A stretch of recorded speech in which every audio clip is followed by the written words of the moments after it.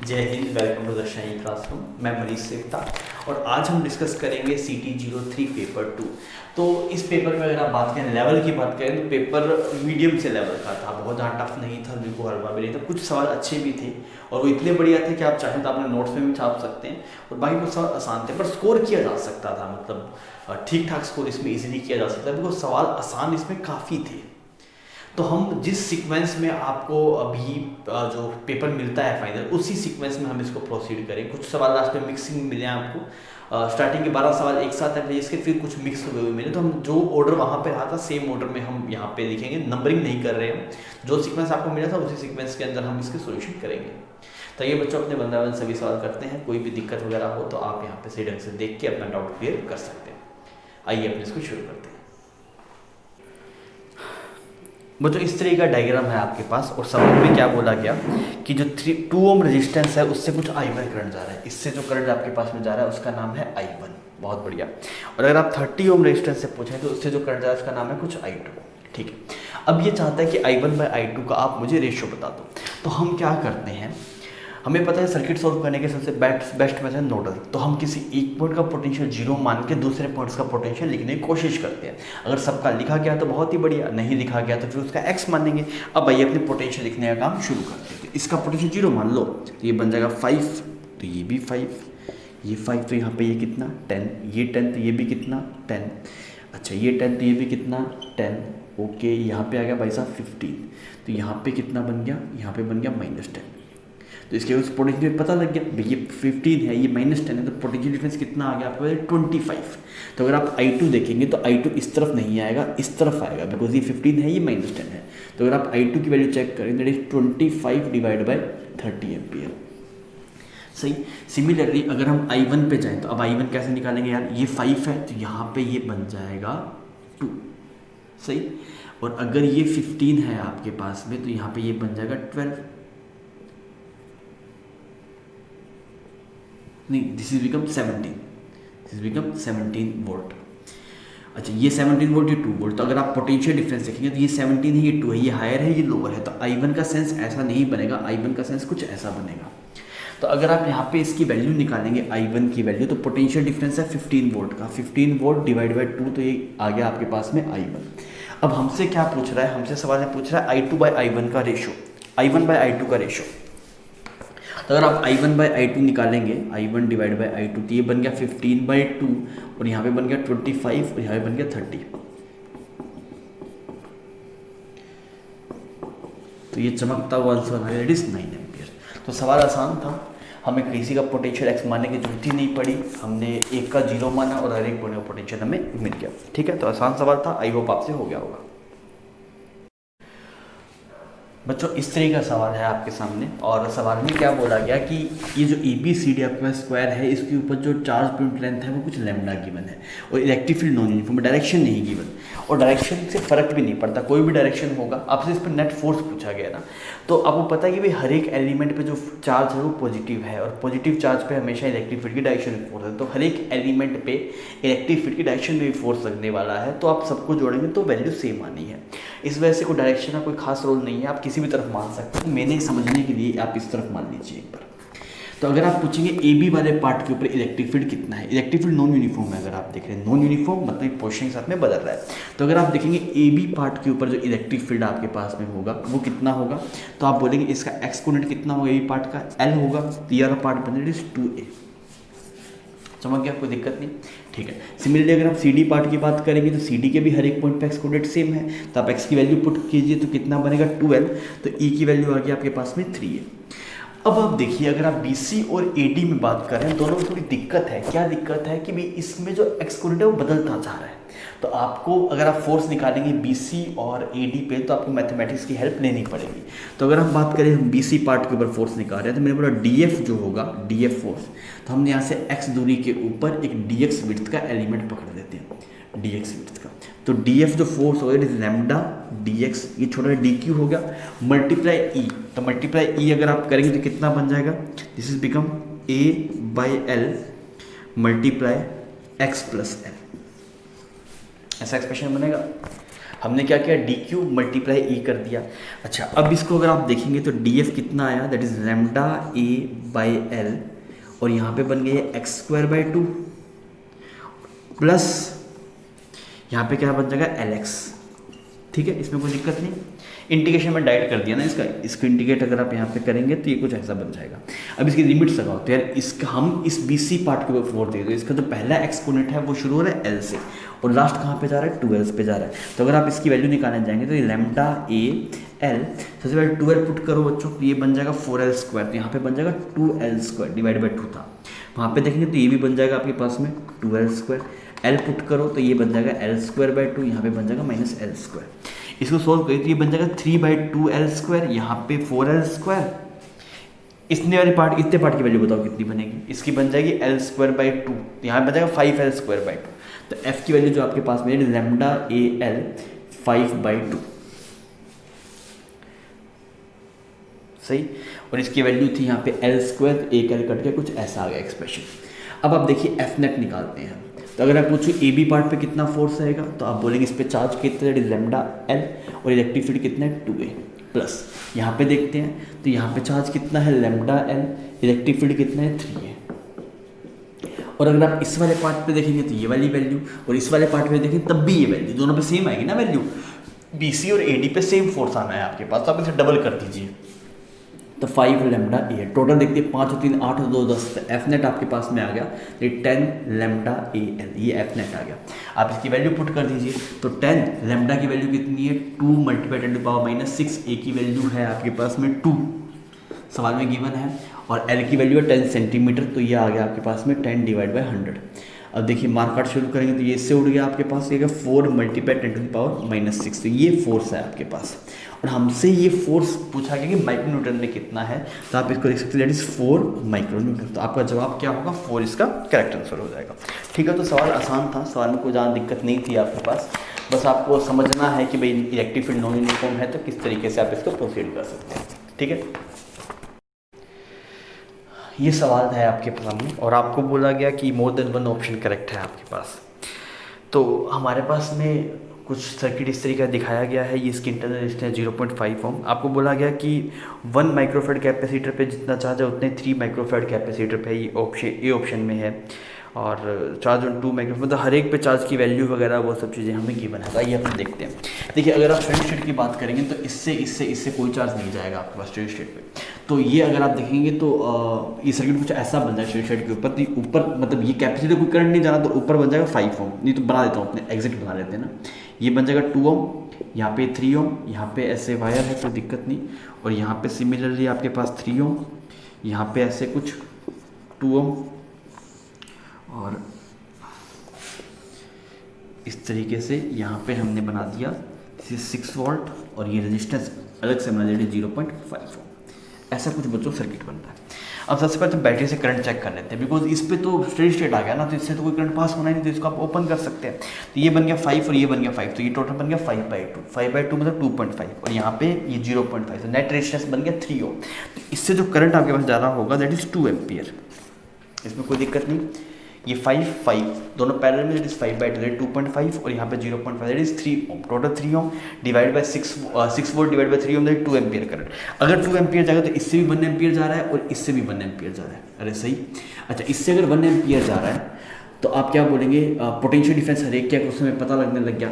अब ये क्या चाहता है देखते हैं, ये आपसे पूछ रहा है कि आप चार्जेस बताइए कि चार्जेस कितना कितना होगा। तो अगर आप देखेंगे इसका पोटेंशियल अगर आप कुछ भी x मान लें तो इसका भी x होगा, इसका भी x होगा, तो यार इसके अक्रॉस तो पोटेंशियल डिफरेंस 0 ही होगा, तो ये तो कोई काम का ही नहीं है, इसमें पोटेंशियल डिफरेंस 0 है, और पोटेंशियल डिफरेंस चार्ज 0। सिमिलरली अगर आप इसका कुछ y मान लें तो इस वाले एड का y होगा, आप यहाँ से घूम के आ जाइए तो इसके अक्रॉस पोटेंशियल डिफरेंस 0, तो इन दोनों पे चार्ज तो आएगा ही नहीं, सिर्फ चार्ज आपके पास में इस वाले कैपेसिटर के ऊपर आएगा। तो ये वाली बात तो सही बैठेगी इसके अंदर कि charge on 1 microfarad capacity same है, चार्ज ऑन 3 माइक्रोफेराड, सही बात है, ये वाला ऑप्शन सही हो गया, फर्स्ट ऑप्शन करेक्ट है। Second option the charge on 2 microfarad capacitor कितना है वो ये जानना चाह रहा है। तो आप देखिए यहाँ पे x है तो यहाँ पे आएगा x - 3, पोटेंशियल डिफरेंस क्या करो 3 वोल्ट का आना है, तो ये हायर पे आएगा, ये लोअर पे आएगा। सिमिलरली यहाँ पे 2 वोल्ट का आना है, तो ये कितना बचेगा x-2। तो अगर आप पोटेंशियल डिफरेंस चेक करेंगे दोनों के अक्रॉस, तो 1 वोल्ट का पोटेंशियल डिफरेंस, इसके अक्रॉस 1 वोल्ट का पोटेंशियल डिफरेंस। चार्ज कितना आता है, CV आ गया, तो आपके पास में 2 माइक्रोकूलम चार्ज रहेगा आपके पास। सही, तो ये वाली बात सही है आपके पास कि 2 माइक्रोफैराड पे 2 माइक्रोकूलम चार्ज रहेगा। बैटरी से करंट कितना जा रहा है, 2 एम्पियर करंट जा रहा है, हम अभी देख ही चुके हैं इस बात को।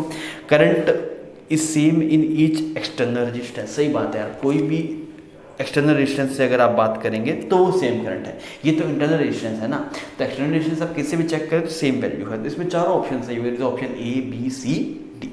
ठीक है,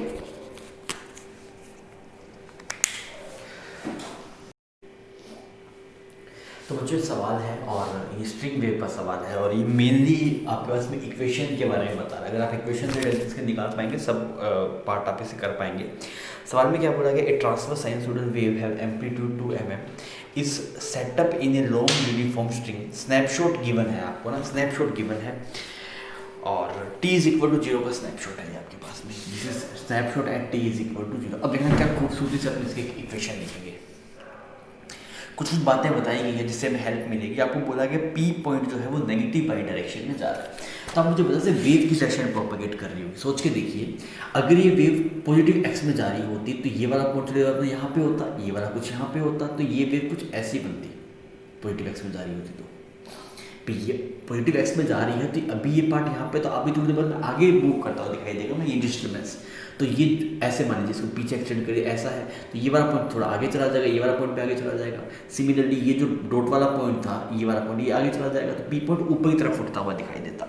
मतलब अगर P नीचे की तरफ जा रहा है, इसका मतलब वेव कौन डायरेक्शन में ट्रैवल कर रहा है, नेगेटिव एक्स डायरेक्शन में। तो अगर आप बोलेंगे direction of motion of wave, direction of motion of wave कौन सा है वो आपके पास, that is negative x direction. बात समझ में आ गई? ठीक है, इससे हेल्प मिलेगी इक्वेशन लिखने में ना हमें। फिर अगर आप देखें तो यहाँ से शुरू हुआ तो ये डिस्टेंस लैम्डा हो गई आपके पास में। लैम्डा वो डिस्टेंस होती है जिसका हमें रिपीट हो रहा है। तो अगर आप यहाँ से काउंट कर रहे हैं तो ये रिपीट इसके बाद में ही हो रहा है आपका, इससे पहले रिपीट नहीं हो रहा, ये डिस्टेंस लैम्डा होगी। जैसे मान लीजिए ऐसे वेवलेंथ है आपके पास, ऐसे ऐसे रहती है, तो आप इन दोनों पॉइंट्स को डिस्टेंस को लैम्डा बोल सकते हैं। अभी आप किसकी बोल रहे हैं, इसको लैम्डा बोल रहे हैं, तो बोल सकते हैं ना यहाँ पे और यहाँ पे ये डिस्टेंस भी कितनी होगी, लैम्डा होगी। तो मुझे क्या मिलेगा, जो लैम्डा है आपके पास में वो है पाई। तो अगर आप लैम्डा मिल गया तो आपके पास हम क्या लिख सकते हैं, के होता है आपके पास में 2 pi by lambda, 2 pi by lambda, तो के की वैल्यू आ गई 2, लैम्डा की वैल्यू पाई पुट कर देंगे। ठीक है, अगर आप ओमेगा की वैल्यू देखेंगे तो के क्या आता है आपके पास, के आता है ओमेगा डिवाइड बाई वी। तो यहाँ से भी कुछ बात बनेगी तो हम थोड़ा चेक कर लेंगे। अब हमें यार कुछ ये सब डाटा नहीं गिवन है, ओमेगा नहीं पता है हमें, हम एक्चुअली ओमेगा निकालना चाहते हैं पर उसके लिए वेव वेलोसिटी चाहिए, वो हमें नहीं पता। तो अभी हम यहाँ पे चलते हैं। अब आपको एक और बात बताएगी कि अगर P पॉइंट की वेलोसिटी नीचे की तरफ है, P पॉइंट की वेलोसिटी नीचे की तरफ है, तो आप मुझे बता सकते हैं Q पॉइंट की वेलोसिटी किस तरफ होगी। तो आप क्या बोलेंगे, वेव नेगेटिव एक्स में जा रहा है ना, तो ये वाला पॉइंट कुछ यहाँ पे आ जाएगा आपके पास, और अगर ये वाला पॉइंट कुछ यहाँ पे आ जाएगा ऐसा कुछ, तो ये पार्टिकल ऊपर जा रहा है। और जब ये सेंटर वाले पॉइंट पे होते हैं, बिल्कुल मेन पोजीशन पे होते हैं, तो इसकी वेलोसिटी वी मैक्स होगी, दैट इज ए ओमेगा, और इसकी भी ए ओमेगा होती है। तो आपको गिवन है, अगर मैं बोलूँ velocity of P with respect to Q, तो कितना हो, 2 ए ओमेगा हो जाएगा ना। फिर आपको पता है कि जब वेव चलती है तो हर एक पार्टिकल ऐसे जंप करता है, और जब मीन पोजीशन पे आएंगे तो उनकी वेलोसिटी ए ओमेगा होगी। तो इसकी ए ओमेगा ऊपर की तरफ, इसकी ए ओमेगा नीचे की तरफ। तो अगर आप रेटिंग देखें तो 2 ए ओमेगा हो जाएगा, और 2 ए ओमेगा किसके बराबर आ गया, 2 के बराबर आ गया, 2 सेंटीमीटर पर सेकेंड। इस 2 ने इस 2 को उड़ा दिया। तो अगर हम यहाँ पे ए की वैल्यू पुट करें तो ये 2 mm है, तो मैंने इसको लिखा 2 mm। तो mm को अगर मैं सेंटीमीटर में कन्वर्ट करूँ तो डिवाइड बाय 10 कर दूँ, तो यहाँ पे सेंटीमीटर आ गया आपके पास, और यहाँ पे ओमेगा आ गया, यहाँ पे आ गया सेंटीमीटर पर सेकंड। इस सेंटीमीटर को उड़ा दिया, तो ओमेगा की वैल्यू यहाँ से 5 मिल गई। ओमेगा की वैल्यू क्या मिल गई, 5। अब इक्वेशन लिखने में मुझे कोई दिक्कत नहीं है। देखिए मैंने लिखा y is equal to A sine omega T plus K X plus 5, कुछ ऐसा एक्सप्रेशन मैं बोल रहा हूँ। सही, वेव कौन सी डायरेक्शन में प्रोपागेट कर रही है, नेगेटिव एक्स में, और जब नेगेटिव एक्स में प्रोपागेट करती है तो ओमेगा टी वाली टर्म और के एक्स वाली टर्म, इन दोनों की वैल्यू क्या आती है, मतलब इन दोनों का साइन सेम रहता है आपके पास। अब कुछ कुछ बातें तो बहुत क्लियरली गिवन है, ए की वैल्यू गिवन है तो मैंने पुट कर दिया यहाँ पे 2 mm। साइन ओमेगा की वैल्यू मैं निकाल चुका हूँ 5t। के की वैल्यू कितनी है, के की वैल्यू अभी निकाली थी भाई, कहाँ गई ये, दिस इज के। तो आप देखिए 2x प्लस 5 अब चलो भाई साहब फाई के पास, फाई की वैल्यू कैसे निकालें। मुझे ये बात पता है कि x इज इक्वल टू 0 पे और t इज इक्वल टू 0 पे, x is equal to 0 and t is equal to 0। आपके पास जो इस पॉइंट का जो डिस्प्लेसमेंट है वो आपके पास 1 mm है। तो अगर मैं पुट करूँ x is equal to 0 and t is equal to 0 तो y की वैल्यू कितनी चाहिए, 1 mm होनी चाहिए। तो मैंने बोला भाई इक्वेशन से, भाई इक्वेशन की वैल्यू मतलब दिखा तो उससे कॉरस्पॉन्डिंग फाई की वैल्यू मिल जाएगी ना मुझे। तो मैंने लिखा 1 mm, तो यहाँ पे बन गया 1/2 और ये इज इक्वल टू क्या आ गया, साइन, ये खत्म फाई। तो भाई साहब फाई की वैल्यू आपके पास में आ गई π/6। फाई की वैल्यू कितनी आ गई, π/6। तो ऐसा कुछ एक्सप्रेशन है क्या मेरे पास।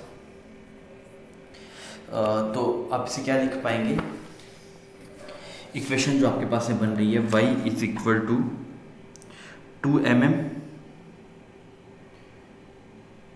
This is 2 mm sine 5t plus 2x plus π/6।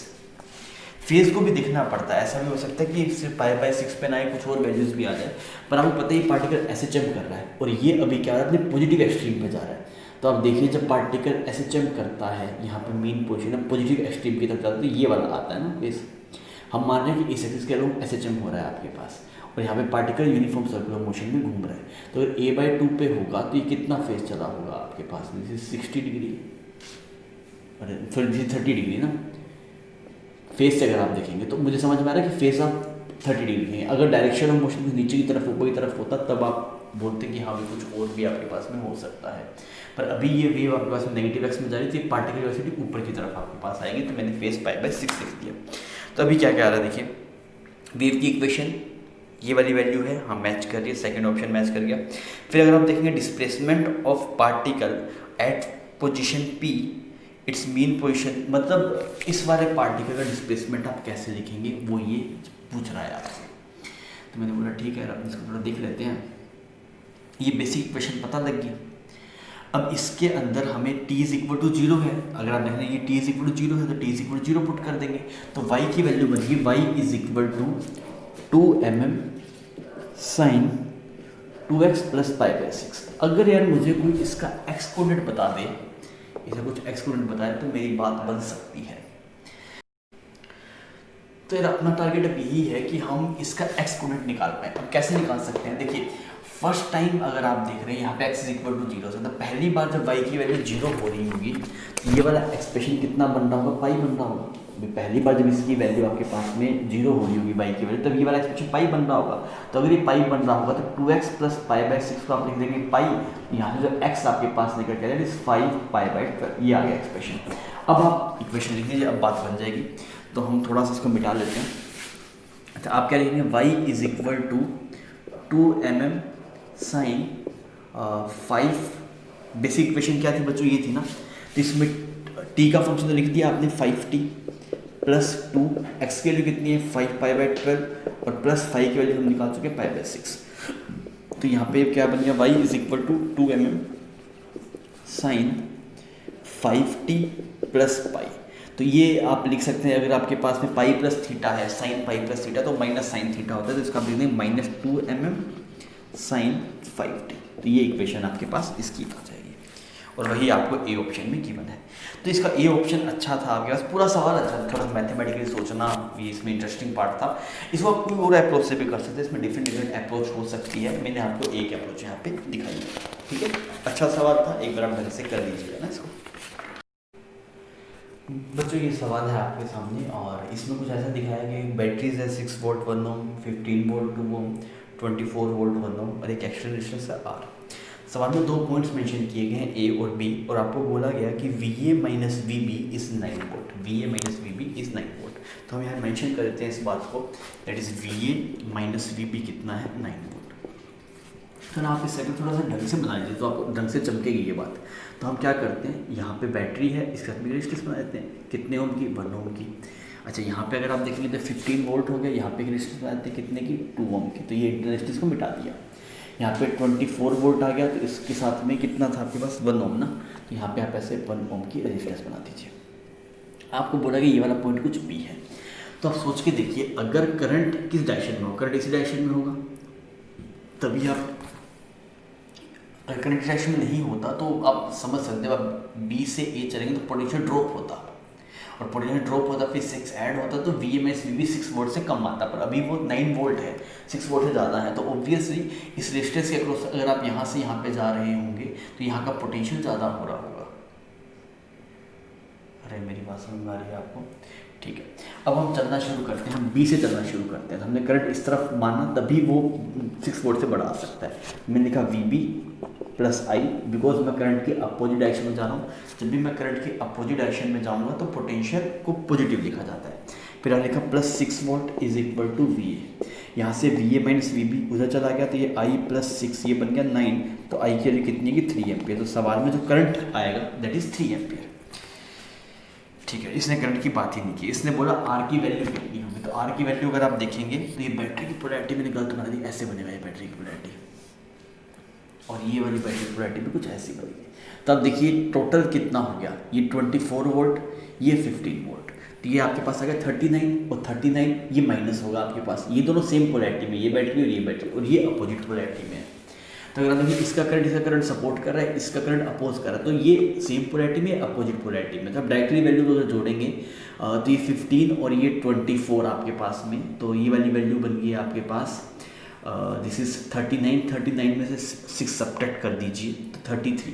तो ईएमएफ तो टोटल जो आ रहा है दैट इज 33 वोल्ट। ठीक है, अच्छा करंट के लिए कितनी 3 एम्पियर लेके आने, तो मैं टोटल रेजिस्टेंस आर इक्विवेलेंट कितना बनना चाहिए, टोटल रेजिस्टेंस दैट इज 11 ओम। अब ये देखिए ये 1 ओम, ये सब सीरीज में ना 1, 2 और ये टोटल होगा 4 ओम। तो अगर ये 4 ओम है तो ये कितना होगा 7 ओम होगा, तभी जाके 11 ओम बनेगा। तो आप बोलेंगे वैल्यू ऑफ रेजिस्टेंस आर में भी 7 ओम, तो सेकंड ऑप्शन करेक्ट हो गया। Potential difference between point B and D, where is B, this point is B and this point is D. मैंने बोला कोई दिक्कत नहीं है, अपने चल के देख लेते हैं। अगर आप चल के देखेंगे तो करंट समझ में आ गया, करंट की वैल्यू है 3 एम्पियर। चलना शुरू कीजिए, वी बी प्लस 15 वोल्ट, बहुत बढ़िया। करंट की डायरेक्शन में जा रहे हैं तो माइनस आएगा, minus I R this will B 6, plus छोटे डंडे से बड़े डंडे पे तो प्लस आ गया, करंट की डायरेक्शन में जा रहे हैं इज -3। ये क्या आ गया आपके पास V, this point is this point is D, this will become D। क्या पूछ रहा है ये, B और D में पोटेंशियल डिफरेंस आपसे जानना चाह रहा है। B और D में निकाल देता हूँ मेरी वैल्यू, तो ये बन गया आपके पास 59 हो गया, तो 9 हो गया तो 6 बच गया, तो VB माइनस VD आ रहा है आपके पास 30 वोल्ट, -30 वोल्ट आ रहा है आपके पास। B का पोटेंशियल ज़्यादा है और उसका कम है, समझ में आ गई ये बात। तो potential magnitude of potential difference पूछा है, इसमें से माइनस प्लस मैटर नहीं करता, तो ये आपके पास में सी ऑप्शन सही हो जाएगा, थर्ड ऑप्शन सही हो जाएगा। फिर बोलते हैं magnitude of potential between B and C, where is point C, this is point C. ये निकाल देता हूँ मैं, ये तो और आसान है। वीपी से चला प्लस 15, करंट की डायरेक्शन में मैं जा रहा हूँ, करंट डायरेक्शन 3 एम्पियर था तो ये -6 हो गया आपके पास, ठीक है, और इज इक्वल टू वी सी आ गया। तो अगर आप देखेंगे यहाँ पे वीबी माइनस वी सी, तो भाई साहब ये तो 9 वोल्ट आ रहा है माइनस का, मैग्नीट्यूड पूछ रहा है, तो वो जवाब में 15 वोल्ट बोला है। तो आपके पास सिर्फ 2 ही ऑप्शन मैच करे, that is option B and option C. समझ गई बात, ठीक है, नोट कर लीजिए, फिर अपने आगे बढ़ते हैं।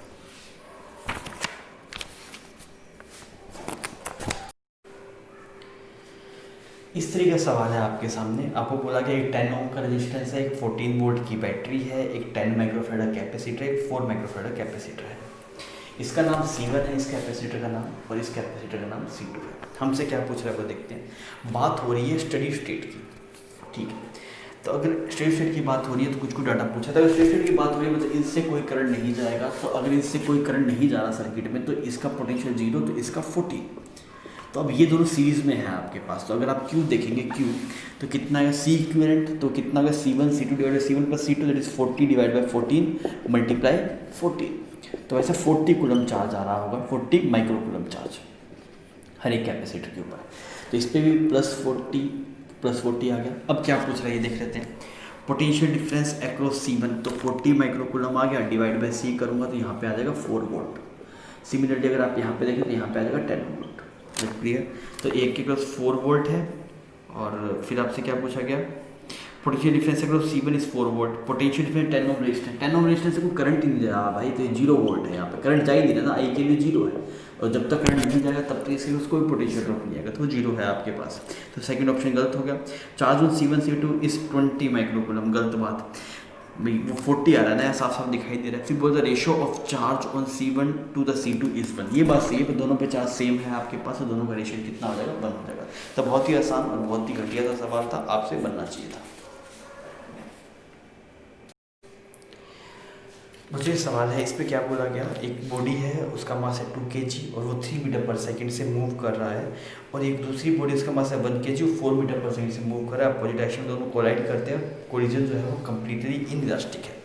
तो अगर इनइलास्टिक है तो उसमें यार हमें क्या पता है, अगर हेड ऑन है और इनइलास्टिक है आपके पास में, मतलब हेड ऑन भी है और इलास्टिक भी, तो उसमें क्या था, वेलोसिटी ऑफ सेपरेशन 0 हो जाएगा, तो एक तरीके से हम मान सकते हैं दोनों एक साथ चिपक के चल रहे हैं, एक्चुअली चिपकते नहीं है पर वेलोसिटी ऑफ सेपरेशन 0 रहता है। तो अगर आप बोलेंगे दोनों का फाइनल मास एक साथ मान लिया कुछ 3 है, तो वो किस तरफ जा रहा होगा, वो कोई एक स्पेसिफिक डायरेक्शन जा रहा होगा, इस तरफ मान लेता हूँ V। तो अगर आप देखेंगे तो क्या लिखेंगे, इनिशियल मोमेंटम आपके पास में कितना है 6, और वहाँ पे हो गया -4, दोनों का मोमेंटम विद डायरेक्शन लिखना पड़ता है, is equal to 3m multiply V, जो वेलोसिटी होगी आफ्टर कोलिजन, तो इसकी वैल्यू m की 3 kg हो जाएगा सीधा ना, 3 kg। तो अगर आप यहाँ पे V की देखें दैट 2/3 मीटर पर सेकंड, तो ये वेलोसिटी जो इसकी आ रही है दैट 2/3 मीटर पर सेकंड, ये वेलोसिटी हो गया, ठीक है। तो इसका मतलब ए ऑप्शन तो सही हो गया। अब आगे बढ़ते हैं बाकी ऑप्शंस के ऊपर। फिर क्या बोला जाता है, momentum of the system is 2 kg metre per second throughout, तो मोमेंटम तो सेम ही रहता है, इनिशियल मोमेंटम में कितना था 2 mv होता है ना, kg मीटर पर सेकंड बोल सकते हैं, बी ऑप्शन भी सही होगा, ये बात भी सही है। The momentum of system is 10 kg, नहीं यार 10 तो नहीं था, 2 था। फिर बोलो लॉस ऑफ एनर्जी कितना है, तो लॉस ऑफ एनर्जी अगर आप देखें तो इनिशियल एनर्जी थी ½ mv² plus ½ mv² minus final कितनी है आपके पास में ½ 3, और ये बन गया 4/9, ठीक है भाई, यही आएगा एनर्जी का लॉस जो आपके पास में आएगा। तो मैंने क्या लिखा, इनिशियल ज़्यादा थी फाइनल कम है, बिकॉज जब इलास्टिक कोलिजन हुआ तो कुछ एनर्जी का लॉस हो गया, तो वो लॉस देख लेते हैं, इसलिए इसको मार दिया, इसलिए इसको, तो 9 और 8 आपके पास, इसे बिकम 17 माइनस, यहाँ पे ये बन गया 3 और यहाँ पे ये बन गया 2, कितना गया -2/3। आई होप ये सही है, ठीक है। तो 2/3 आ गया, तो 51 और दिस इज बिकम 49/3, तो अच्छी खासी एनर्जी का लॉस हो गया भाई 49/3, तो बात सही है। तो कौन कौन से ऑप्शन मैच करेगा, ऑप्शन 1, 2 एंड 4, ये ऑप्शन यहाँ पे मैच करेगा। सवाल आसान था, आप इजीली इसको कर सकते थे। बच्चों इस तरह का सवाल है, आपके पास 4 मासेस हैं और उनको कनेक्ट किया गया है मासलेस रोड से, रोड का कोई मास नहीं है, एक्सिस शो करा गया, X axis, Y axis, Z axis, और एक आपके पास में कुछ इसी के प्लेन में कोई है ए डैश एक्सिस। सबके अबाउट मूवमेंट ऑफ इनर्शिया पूछा है, तो बहुत ही आसान सवाल देखिए। तो अगर मुझसे पूछेगा कि x के अबाउट आई एक्स, तो मैं क्या निकालूंगा, देखिए अगर आप देखिए इसकी दूरी यहाँ से कितनी होगी, तो ये होगी a/2, इसकी दूरी भी कितनी होगी a/2, इसकी भी कितनी होगी a/2, इसकी सबकी a/2 होगी, तो क्या लिखेंगे ma²/4, ये एक की मूवमेंट ऑफ इनर्शिया हो गया भाई, परपेंडिकुलर डिस्टेंस लेते हैं ना यहाँ पे आप, दैट इज mr परपेंडिकुलर का स्क्वायर ऐसे लिखते थे हम, तो ये आ गया एक्सप्रेशन, मल्टीप्लाई 4 कर दीजिए, बिकॉज 4 है तो कट गया, दैट इज m², ये आ गया ix।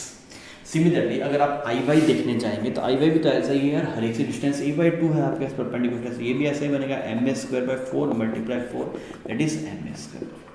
तो अगर आप आई जेड निकालेंगे तो आप आई जेड कई तरीके से कर सकते, डिस्टेंस दिख लीजिए, नहीं तो आपको पता आई जेड होगा ix प्लस आई वाई, परपेंडिकुलर सेक्शन ये तो बोलता है।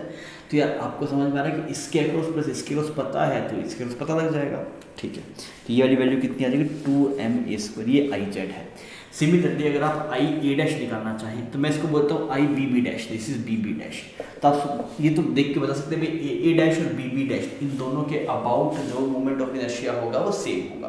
तो आप क्या लिखेंगे, I A dash plus I B B dash is equal to I Z, और इसमें कोई दुख दर्द नहीं है। और आपको यही पता है ये दोनों बराबर हैं, तो आप इसको क्या लिख सकते हैं, twice of I A dash is equal to I Z, उसकी वैल्यू कितनी है 2ma², तो आप क्या बोलेंगे आई ए डैश जो आएगा दैट इज ma²। आप चाहें तो बेसिकली निकाल भी सकते हैं कि ए डैश के अबाउट इसका 0, इससे परपेंडिकुलर निकाल के बात वैसे भी सोल्व कर सकते हैं।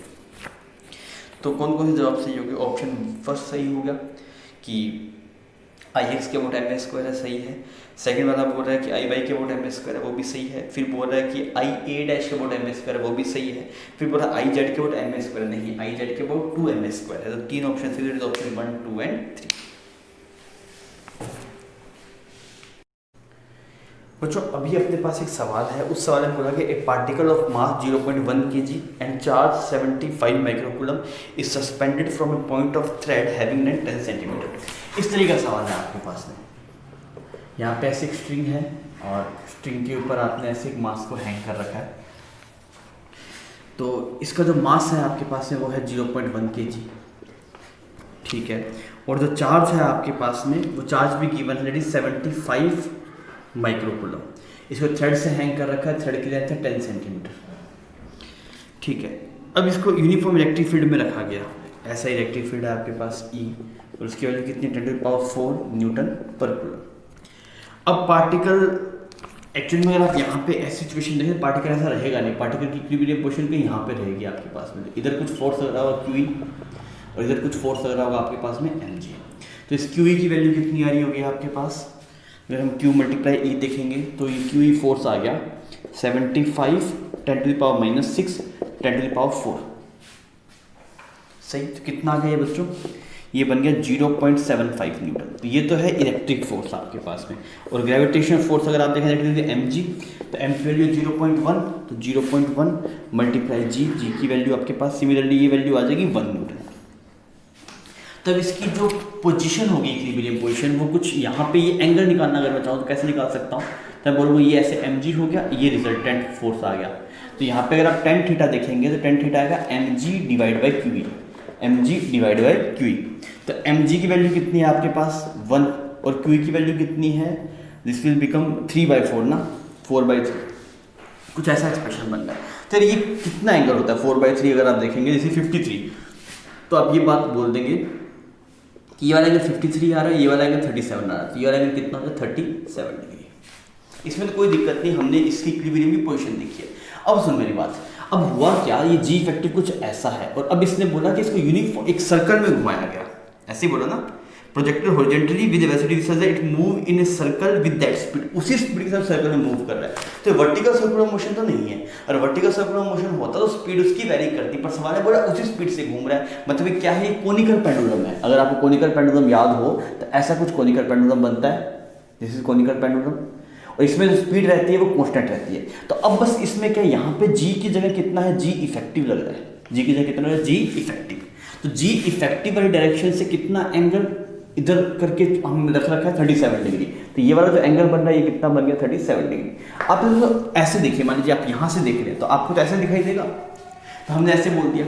अब आप सारा डाटा हमें मिल जाएगा जो भी हमें चाहिए। क्या पूछ रहे बताइए, टेंशन है, सब कुछ पूछा, हमने ये काम किया, इधर टेंशन लग रहा है आपके पास, और समझ में आ गया, नीचे की तरफ एम जी इफेक्टिव लग रहा है, हमने जी इफेक्टिव देख लिया, भाई जी इफेक्टिव कितना है, तो इस डायरेक्शन में कुछ जी इफेक्टिव लग रहा है। अब हम इसी डायरेक्शन से ऑब्जर्व कर रहे हैं उसको, ठीक है। और ये वाला एंगल 37 डिग्री है, तो आप क्या लिखेंगे, T cos 37 is equal to M G effective, और अगर आप बात करेंगे T sine 37, T sine 37 is equal to M we square by R, M we square divide by R. R कितना होगा बच्चों, ये लेंथ कुछ एल है, तो ये क्या बन जाएगा, L sine 37, this is become L sine 37, clear. अब दोनों को आप डिवाइड मार दीजिए, तो यहाँ पे बनेगा 1037 is equal to V square by R G, V square divide by R की जगह आ गया L sine 37 multiply G effective. ऐसा एक्सप्रेशन मैंने बना दिया। अब देख लो क्या क्या पूछ रहा है, स्पीड पूछ रहा है, स्पीड पूछ रहा था, स्पीड यहाँ से निकाल दीजिए। 1037 हो गया 3/4, 1037 इज 3/4, यहाँ पे आ गया एल, और साइन 37 आ गया 3/5, और जी इफेक्टिव कितना आ गया, ये वाली वैल्यू है 3/4 और ये है 1, तो दोनों का रिजल्टेंट देखो तो कितना बनेगा, 1 का स्क्वायर, और ये बन गया 3/4, दैट इज 9/16, तो 25/6 दैट इज 5/4, रिजल्टेंट आएगा 5/4। This is G effective, this is F net जो आपके पास में लग रहा है, एफ नेट। भाई दोनों रिजल्टेंट देख लिया ना, तो एम जी की वैल्यू तो 1 है, उसकी वैल्यू 3/4 है, सही कर रहे हैं। तो आपने दोनों को स्क्वायर करके देख लिया, तो ये वैल्यू बन गई 5/4, ठीक है। ये आ गया आपके पास में एफ नेट। अब हमें यहाँ पे जी इफेक्टिव चाहिए, तो जी इफेक्टिव कितना आएगा, जी इफेक्टिव आएगा F net divide by M. तो एफ नेट है 5/4 और एम की वैल्यू है 0.1, तो ये बन जाएगा 1/10। तो ये कितना आ गया यार, ये 25/2 मीटर पर सेकेंड स्क्वायर, ऐसा हो गया। तो ये वैल्यू पुट कर देता हूँ, 1037 एल साइन 37 हो गया, जी इफेक्टिव की वैल्यू आ गई 25/2, 25/2 is equal to V square. L की वैल्यू पुट कर देते हैं, एल की वैल्यू गिवन है क्या, 10 सेंटीमीटर गिवन है, दिस विल बिकम 1/10। अब देख लो कुछ बात बन रही है तो यहाँ पे ये एक्सप्रेशन, यहाँ पे आ गया 5, यहाँ पे ये 5, यहाँ पे ये 2, तो दिस विल बिकम 3/4 मीटर पर सेकेंड वेलोसिटी, 3/4 मीटर पर सेकेंड। तो ये फर्स्ट ऑप्शन सही हो गया। रेडियस ऑफ सर्कल अगर आप देखेंगे तो कितनी हो जाएगी, रेडियस जो आपके पास में है दैट इज एल साइन 37, आप वैल्यू पुट कर दीजिए, वो जवाब भी मिल जाएगा। फिर आपसे पूछेगा टेंशन कितने, तो टेंशन यार ये डाटा क्लियर है, यहाँ पे आप पुट कर दीजिए, टेंशन ही मिल जाएगा आपको। और एक्सिस हॉरिजॉन्टल से कितना एक्सिस बन रहा है, the axis of circle makes an angle 37 with horizontal, नहीं अगर आप हॉरिजॉन्टल देखें तो हॉरिजॉन्टल से 53 डिग्री बन रहा है। एक्सिस ये है आपके पास सर्कल का, ऐसे ऐसे सर्कल में घूम रहा है, एक्चुअल में ऐसे घूम रहा है सर्कल में। तो हमारा हमने इसको इंटरप्रेट इस तरीके से कर लिया, हमने बोला हम ऐसे ऑब्जर्व करें तो ऐसा दिखाई देगा ताकि आसान हो जाए समझने में। तो हॉरिजॉन्टल देखें तो 53 डिग्री एंगल बन रहा है। तो इसमें 3 ऑप्शन है, फर्स्ट सेकंड एंड थर्ड, ठीक है बच्चों। ऐसा सवाल है आपके सामने और इसमें पूछा गया कैपेसिटर पे चार्ज कितना है और करंट जो इस वाले रेजिस्टेंस में करंट कितना है, ये बातें पूछ रहे हैं, 2 बातें पूछ रहे हैं। इस पर का नाम ए है और बी है। ये बोला the current in the resistance in the resistor R, इस वाले से कितना करंट जा रहा है ये पूछ रहे हैं, 2 बातें वो जानना चाह रहा है।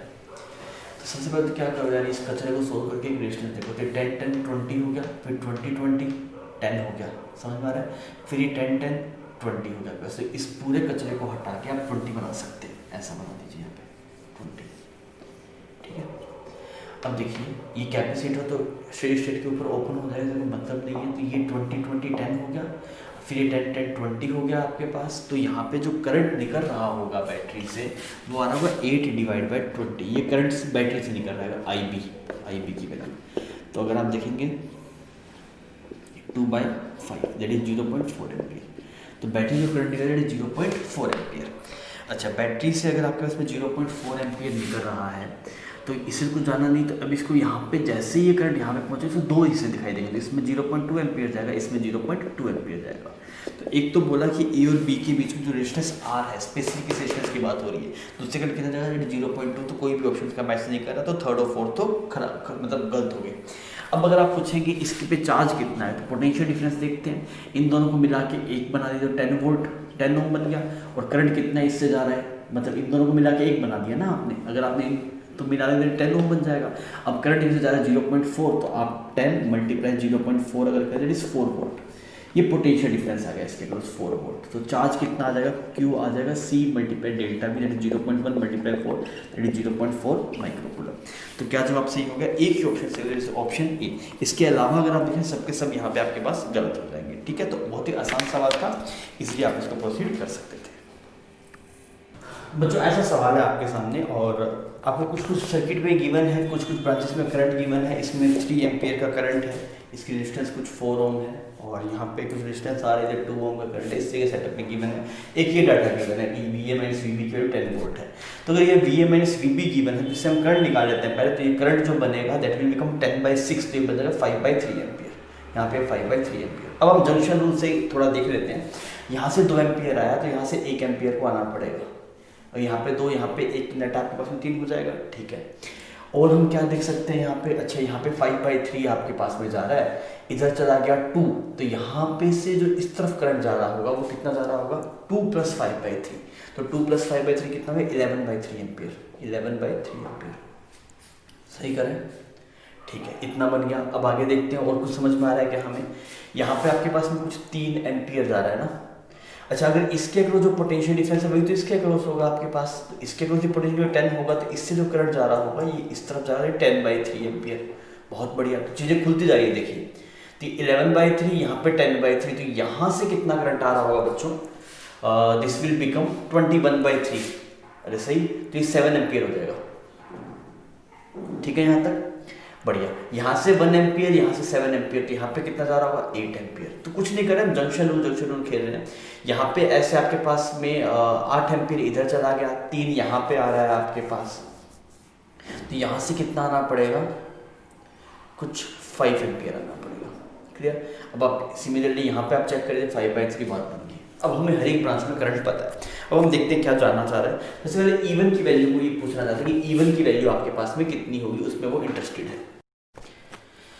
तो हम यहाँ पे किसकी वैल्यू निकालनी है, हमें E1 और E2 की वैल्यू निकालनी है। तो एक काम करते हैं, हम सब करंट वगैरह तो हम चल के देख लेते हैं यहाँ से। तो हमने बोला इस वाले पॉइंट का नाम कुछ हमने x मान लिया ना, तो हम ऐसे चलता हूँ, इस लूप में चल के देखता हूँ। तो मैंने बोला यहाँ पे इस पॉइंट का पोटेंशियल हो गया x, आगे गया प्लस E1 आ गया। अब यहाँ पे देखते हैं तो करंट की डायरेक्शन में जाए तो ड्रॉप आएगा -12 वोल्ट का, ये आ गया। यहाँ से यहाँ पे कोई ड्रॉप नहीं है। फिर आप देखिए, फिर आप करंट की डायरेक्शन में जाए -24 इज इक्वल टू x। इस x ने इसको मार दिया, तो E1 की वैल्यू जो यहाँ पे आपके पास में निकल के आ 36 वोल्ट। तो E1 तो बच्चों आ गया 36 वोल्ट, तो बात सही है। E1 की वैल्यू 36 वोल्ट है, मैच कर गया। फिर आपसे बोला गया E2 की वैल्यू बताइए, E2 की। तो E2 की वैल्यू चलने के लिए फिर एक नया लूप पकड़ते हैं, वो कुछ ऐसा मान लेता हूँ मैं लूप। तो मैंने यहाँ पे लिखा x प्लस E2, देख ऐसे जा रहे हैं अपने। फिर यहाँ पे अगर तुम देखेगा तो करंट की डायरेक्शन दैट इज -10 वोल्ट, चलना आता है ना हमें। फिर यहाँ पे अगर हम चलेंगे इसके अकॉर्डिंग इज -20 वोल्ट, ठीक है। और ये आ गया आपके पास -24 इज इक्वल टू x। इस x ने इस x को मार दिया, तो E2 की वैल्यू निकल कितनी आ रही है 30, और this is 54 volt, this is 54 volt. तो जवाब आ जाएगा 54 वोल्ट। तो E1 की वैल्यू आ गई 36, E2 की वैल्यू आ गई 54, तो सेकंड और थर्ड तो मैच कर गया। फिर आपसे बोला गया current through 4 ohm resistance between C and D, C और D पॉइंट में। ये वाला पॉइंट कुछ C है और ये वाला पॉइंट कुछ D है। तो इसके जो रेजिस्टेंस कितना करंट जा रहा है 5 एम्पियर करंट जा रहा है। तो ये बात सही है कि जो C और D के बीच जो रेजिस्टेंस है उससे 5 एम्पियर करंट जाएगा। तो पहला भी सही होगा, दूसरा भी सही होगा, तीसरा भी सही होगा। अब बात करते हैं इसकी रेजिस्टेंस की वैल्यू कितनी है, इस रेजिस्टेंस की वैल्यू। तो उसके लिए भी कोई बड़ी दिक्कत नहीं, आप एक लूप में चल लो, बात बन जाएगी।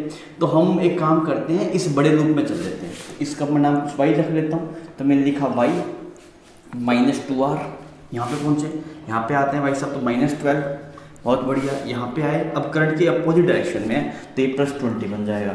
ठीक है जी। अब यहाँ पे चलो, यहाँ पे अगर आप जाएंगे तो करंट की अपोजिट डायरेक्शन में है तो प्लस होगा ना आपके पास, this will become 10 is equal to y। समझ में आया, हमने बड़े वाला लूप पकड़ा और इसमें हम घूम के आए। तो हमने लिखा y -2r -12। अब करंट की अपोजिट डायरेक्शन में जाए, जब भी करंट की अपोजिट डायरेक्शन में जाते हैं तो +IR लिखते हैं, तो ये बन जाएगा +20।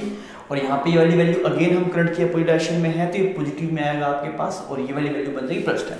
अब देखिए इस y ने इस y को मार दिया, तो यहाँ पे जो 2r का एक्सप्रेशन आ रहा है आपके पास में, ये बन गया 30 -12 आपके पास में हो गया, दैट इज 18। तो आर की वैल्यू कितनी आ गई 9 ओम आपके पास में आर की वैल्यू आ गई। तो इसमें सबके सब ऑप्शन मैच करेंगे, option A B C and D। तो सवाल बहुत ज़्यादा टफ नहीं था, सवाल आसान ही था, बस आपको इंटरप्रेट करना था कि सर्किट को कैसे सॉल्व करना है, बहुत इजीली आप सब कर सकते थे। ठीक है,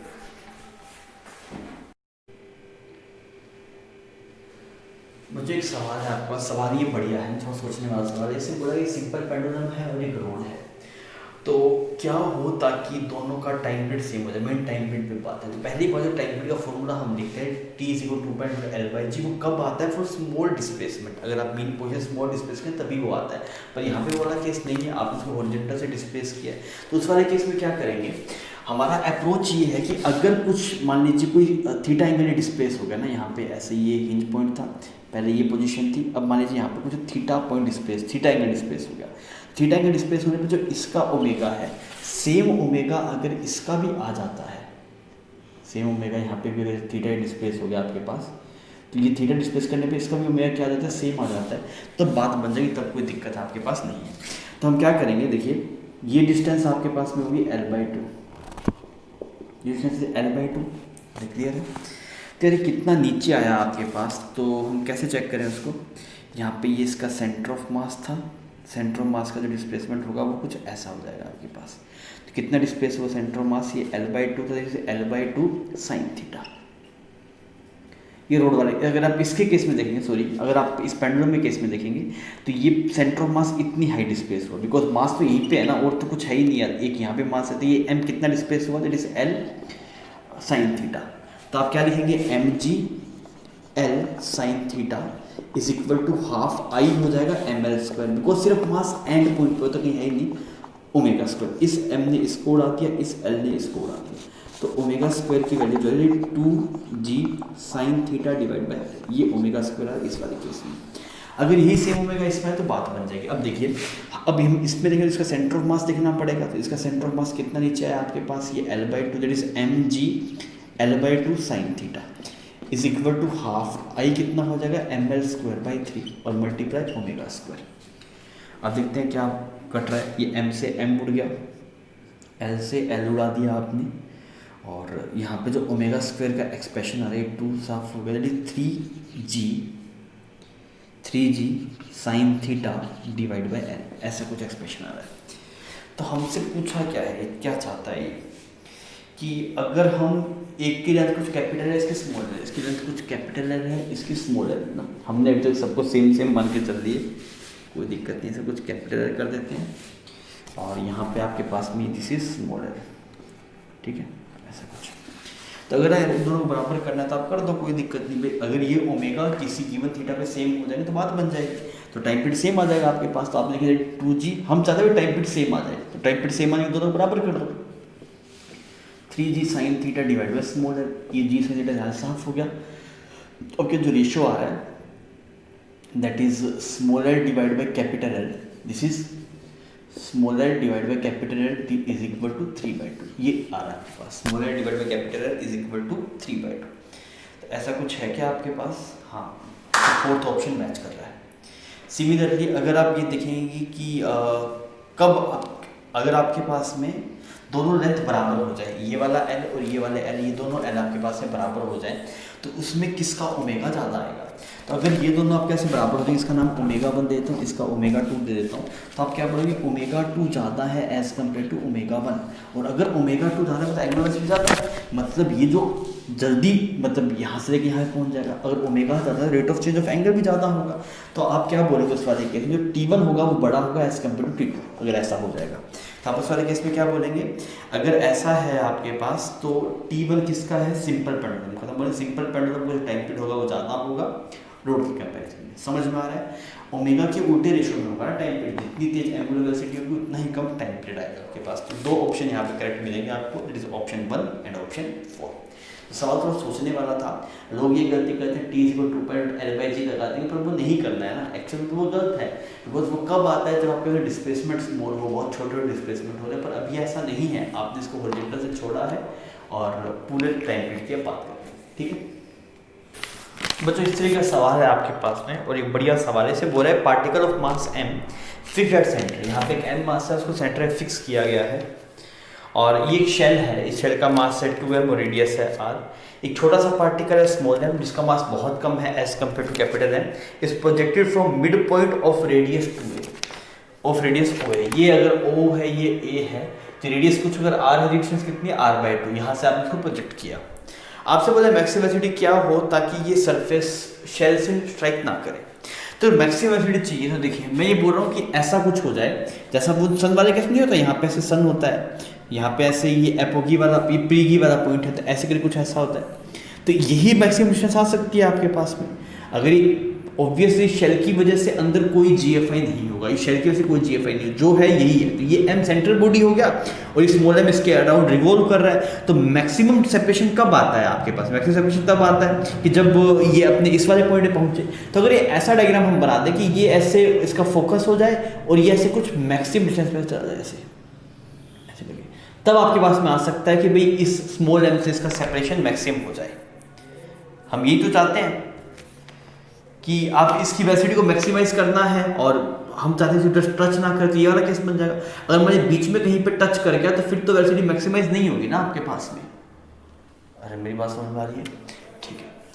तो कैसे किया जाए इसको, प्रोसीड कैसे किया जाए, क्योंकि अगर ये बीच में कहीं पे टच कर गया, मान लो यहाँ पे टच कर जाता है इस शेल को, तो उसके आगे तो फिर पूरा टच कर जाए, हम जस्ट टच करके निकल जाए, मतलब जस्ट थोड़ा सा पास से निकल जाए, तो ये वाला केस बन सकता है। अगर इतनी बात समझ जाएगी तो आप एनर्जी कंजर्वेशन से बात बन जाएगी। यहाँ पे क्या, तो यहाँ पे आप लिखेंगे initial kinetic energy half mv², potential gmm divide by r/2। जब ये इस वाले पॉइंट पे पहुंचेगा आपके पास में यहाँ पे, तो वेलोसिटी कितनी बन जाएगी, कुछ half is equal to velocity half mv0 का स्क्वायर मान लीजिए, यहाँ पे कुछ वेलोसिटी v0 मान लीजिए इसकी ना, और पोटेंशियल बन जाएगी -gmm डिवाइड बाय r। इतना सही। अब आप एंगुलर मोमेंटम कंजर्वेशन लगा दीजिए, तो हम लिखेंगे small m v r by two is equal to small m v not. इस वाले पोजिशन में जो सेपरेशन इट इज आर, इसने इसको मार दिया, आर ने आर को मार दिया, तो वी की वैल्यू है 2v0। यहाँ पे जो वेलोसिटी का रिलेशन है वो आपको पता लग गया। अब हम क्या करते हैं, हमें v की टर्म में रिजल्ट पूछा है, v की वैल्यू निकालने के लिए बोला है, तो हमने यहाँ पे लिख दिया half m we square minus 2gmm divide by r is equal to half m, v not की वैल्यू बन गई वी स्क्वायर डिवाइड बाई 4, ठीक है, is equal to minus gmm divide by r. तो ये उधर चला जाएगा, ये इधर होके आपके पास ये टर्म बन जाएगी हाफ एम, ये बन जाएगा 3v square divide by 4, clear. और ये एक्सप्रेशन बन गया g small m capital M divide by r। इस स्मॉल m ने इसको मार दिया, तो एक्सप्रेशन कुछ ऐसा निकल के आ रहा है, v square is equal to 8gm divide by 3r। तो v का एक्सप्रेशन आ गया under root 8gm divide by 3r। तो हमें किसकी वैल्यू निकालनी थी, इसकी वैल्यू पूछ रही है, कितना नंबर है, तो इसका आंसर हो गया 8। तो ये शानदार सवाल है, बढ़िया सवाल है, ये जल्दी चमकता नहीं है, तो उससे तो ये सवाल आप नहीं कर पाए हो, पर ये सवाल अच्छा है, आप नोट्स में भी छाप के आगे बढ़ सकते हैं, ठीक है। ये सवाल है आपके सामने, आपको बोला गया कि एक पोलो शेल है आपके पास और उसकी जो इनर रेडियस है 5 सेंटीमीटर, आउटर रेडियस को 10 सेंटीमीटर है, और 1 कूलम चार्ज को यहाँ पे कोई एक पॉइंट है वहाँ पे रखा गया और उसकी दूरी वहाँ से 3 सेंटीमीटर है। बोला गया एक एक्सटर्नल इलेक्ट्रिक फील्ड है आपके पास में, वो 20 न्यूटन पर कूलम है, और बोला गया इस क्यूब पे जो नेट फोर्स है वो 15 न्यूटन है। फिर कुछ बातें हुई है, तो अगर मैं बात करूँ यार, अगर आप देखेंगे F net on cube, F net on cube किस किस की वजह से आएगा, एफ ड्यू टू शेल, क्यों शेल पे भी इंड्यूस चार्ज आएगा आपके पास, plus F due to external field, सही है। इस शेल पे तो इनिशियली कोई चार्ज था ही नहीं, तो इस पे तो क्यू नेट जीरो है आपके पास में। अब देखिए चार्ज इस पे कुछ इंड्यूस होगा शेल पे, तो उसकी वजह से, क्योंकि यहाँ पे क्यू रखा है तो यहाँ पे नेगेटिव चार्ज, उसकी वजह से दोनों फोर्स लग गए। अब इसकी जो नेट वैल्यू है वो 15 है। हमें बोला एफ ड्यू टू शेल, वो मुझे नहीं पता, एफ ड्यू टू शेल मुझे नहीं पता, plus F due to external field तो पता है, वो हमेशा क्यू ही होगा, तो क्यू मल्टीप्लाई ई करें तो वो 20 न्यूटन आएगा। वो किस तरफ आ रहा है, इस तरफ आ रहा है, एक्सटर्नल आपके पास में इस तरफ आ रहा है। अरे मेरी बात समझ में आ रही है, इस क्यू पे अगर आप देख रहे हैं तो एक्सटर्नल फोर्स कुछ इस तरफ लग रहा है 20, और नेट फोर्स कुछ और इस तरफ कुछ फिर शेल का रहेगा, ताकि नेट कितना बन जाए, इस तरफ 15 न्यूटन, समझ में आ रहा है। इस तरफ नेट कितना बन रहा है आपके पास 15 न्यूटन। तो अगर इस तरफ नेट 15 न्यूटन बन रहा है तो शेल की वजह से कितना लग रहा होगा आपके पास में, दिस विल बी 35 न्यूटन। तो शेल जो इस पे फोर्स लगा रहा है, इस क्यूब पे जो शेल जो फोर्स लगा रहा है वो कुछ ऐसा लगा रहा है, शेल इस तरफ लगा है 35 न्यूटन, ये किसका है, शेल की वजह से जो इंड्यूस चार्ज हुआ, और एक्सटर्नल वाला वो इस तरफ आ रहा है 20 न्यूटन, और नेट इस तरफ आ जा रहा है 15 न्यूटन। अब जो पूछ रहा है अपने डिस्कस कर लेते हैं, net force on the spherical shell. अब शेल की बात करें अगर हम, तो शेल पे किस किस की वजह से जाएगा, एफ ऑन शेल नेट किस किस की वजह से आएगा आपके पास, एक तो आएगा एफ ड्यू टू क्यू, और एक आएगा एफ एक्सटर्नल फील्ड की वजह से। अब एक्सटर्नल फील्ड की वजह से फोर्स है that is Q net multiply E, यही आता है क्यू नेट मल्टीप्लाई ई। अब क्यू नेट की वैल्यू जीरो है, क्यू नेट की वैल्यू जीरो, तो ये वाली टर्म कितनी बचे, जीरो। तो शेल पे एक्सटर्नल वाला इलेक्ट्रिक फील्ड कोई फोर्स नहीं लगा सकता, बिकॉज वो होगा क्यू नेट मल्टीप्लाई ई, और बॉडी न्यूट्रल है और यूनिफॉर्म इलेक्ट्रिक फील्ड में रखा, तो कहीं पे इस तरफ होगा कहीं पे इस तरफ, नेट कैंसिल आउट हो जाएगा, चार्ज इंड्यूस होगा, तो यहाँ पे कुछ नेगेटिव चार्ज इंड्यूस हुआ है, पॉजिटिव होगा, नेगेटिव वजह से इस तरफ, पॉजिटिव वजह से इस तरफ, पर नेट आपस में कैंसिल आउट होकर फिर फाइनली जीरो ही बन जाएगा आपके पास। बात समझ में आ रही है। तो अगर आप देखेंगे कि एक्सटर्नल इलेक्ट्रिक फील्ड की वजह से कितना फोर्स है, तो कोई फोर्स नहीं है, दैट फोर्स इज जीरो। तो इसने क्या बोला कि the net force of spherical shell, net force of spherical shell zero नहीं है, इसकी वजह से जीरो है। अब इस क्यू की वजह से कैसे चेक करेंगे, तो मुझे ये पता है कि शेल इस चार्ज पे 35 न्यूटन लगा रही है इस तरफ, तो ये चार्ज शेल पे किस तरफ आएगा, इस तरफ आएगा 35 न्यूटन, तो जो एफ नेट आएगा वो 35 आएगा इस तरफ। तो ये ऑप्शन गलत हो गया, B option force due to external electric field on outer surface of shell. Outer surface की बात कर ली भाई, आउटर सरफेस की बात करें तो कैसे करें देखना, इस पे आएगा -1 कूलम, तो बाहर कितना आएगा +1 कूलम, सही, ये था +1 कूलम, तो यहाँ -1 कूलम, यहाँ +1 कूलम, तो आउटर शेल पे जो टोटल चार्ज है वो कितना है +1 कूलम, और यूनिफॉर्म इलेक्ट्रिक फील्ड में net force Q multiply e ही लगना है, तो 20 न्यूटन हो जाएगा आपके पास। और किस तरफ जाएगा, इलेक्ट्रिक फील्ड की डायरेक्शन में, राइट हैंड साइड में, तो बी ऑप्शन सही है। Net force on the shell is 35 newton right hand side. भाई अगर आप देख रहे हैं तो शेल चार्ज पे इस तरफ फोर्स लगा रहा है, तो चार्ज शेल पे किस तरफ आया, इस तरफ आया राइट हैंड साइड में 35 न्यूटन, ये वाली बात भी सही है। समझ रहे हैं, हम प्रिंसिपल और सुपर पोजिशन लगा प्रोसीड कर रहे हैं, उसी से हम सवालों को सोल्व कर रहे हैं। फिर बोला गया था net force on the point charge due to shell, वो मैं पहले ही दिखा चुका हूँ आपको कि भाई शेल की वजह से जो फोर्स हो रहा है वो इस तरफ आया 35 न्यूटन। तो सवाल में आपके पास में 3 ऑप्शन करेक्ट हुए, option second, third and fourth, B C D आप उन्हें बोल सकते हैं। तो सवाल अच्छा था, मतलब सवाल अच्छा था, सोचने वाला सवाल था, पर देखिए कैलकुलेशन नहीं है, सिर्फ प्योर थिंकिंग वाला सवाल है, और ऐसे सवाल खूबसूरत रहते हैं। ठीक है, आप इसको छाप लीजिए, फिर अपने आगे बढ़ते हैं।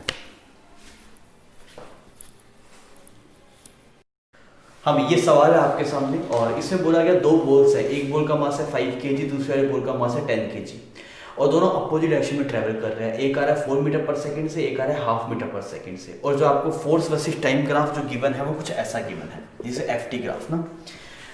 तो अब हमसे पूछ क्या रहा है, हमें कई बातें पूछी है कि period of deformation, coefficient of restitution, तो सवाल बढ़िया है, अच्छा सवाल है आपके पास। आइए इसको अप्रोच करते हैं थोड़ा। देखिए, ये आपको बता रहा है कि एफ वर्सेस टी का ग्राफ आपको गिवन है, जो म्यूचुअल इंटरेक्शन में जो फोर्स लग रहा है। तो अगर मैं area under the F T curve निकालूं तो मुझे इंपल्स पता लग जाएगा, और इंपल्स पता लग जाएगा तो फाइनल वेलोसिटी वगैरह मैं निकाल सकता हूँ। तो अगर मैं देखो इंपल्स कितना है, that is integration of F D T, और इसका this is area under the curve ना, ये एरिया अंडर द कर्व होगा, यही तो होगा, और इसकी वैल्यू कितनी, हाफ, बेस की वैल्यू है, और ये हाइट की वैल्यू 150 न्यूटन। ठीक है, तो इसको थोड़ा सोल्व कर लेते हैं। ये यहाँ पे 2 जीरो आ गई, इसने इसको उड़ा दिया, this is become 45/2 Newton second. सही है, एरिया अंडर कर्व हमने चेक कर दिया, तो ये कुछ ऐसा बना। तो ठीक है भाई, ये इम्पल्स आ गया। अब मैं फाइनल वेलोसिटी बताता हूँ सबकी।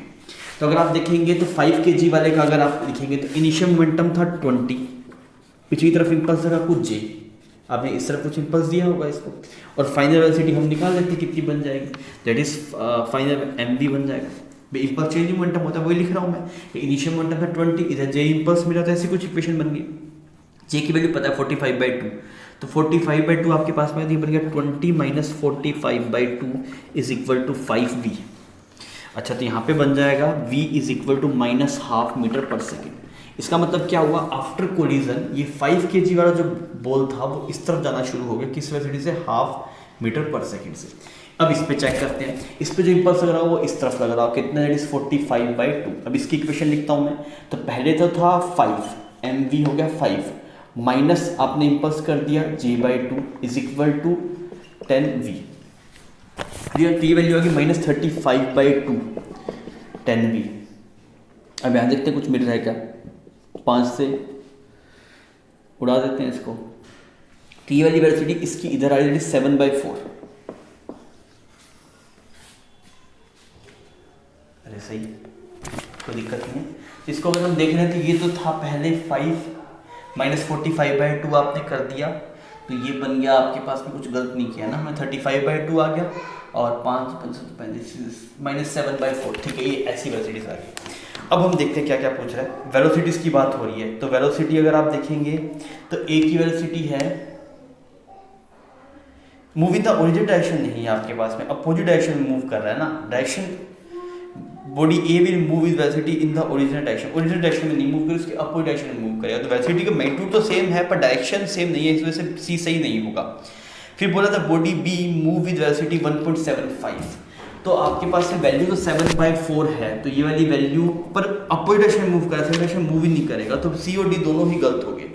कोएफिशिएंट डिस्ट्रीब्यूशन चेक कर लेते हैं।